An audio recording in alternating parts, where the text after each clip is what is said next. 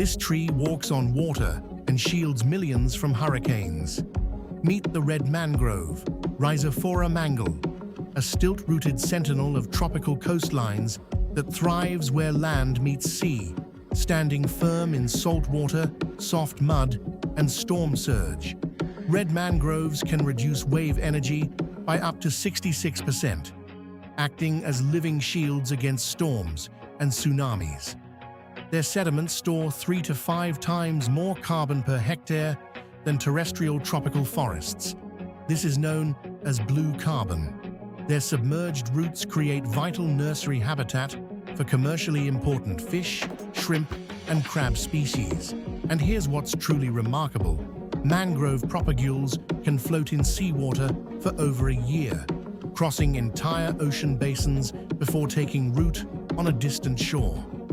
Despite covering less than 0.1% of Earth's land surface, mangroves account for roughly 10 to 15% of coastal sediment carbon storage.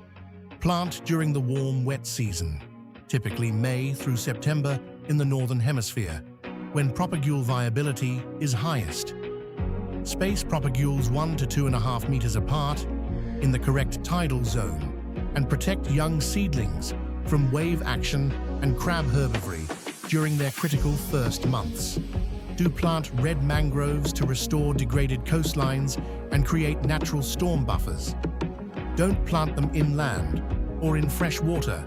They require regular tidal inundation with saline or brackish water, and never plant where healthy seagrass beds or salt marshes already exist. The red mangrove asks for nothing but the tide, and in return, it protects our coasts, stores our carbon, and nurtures the sea. Every mangrove we restore is a promise kept to the future.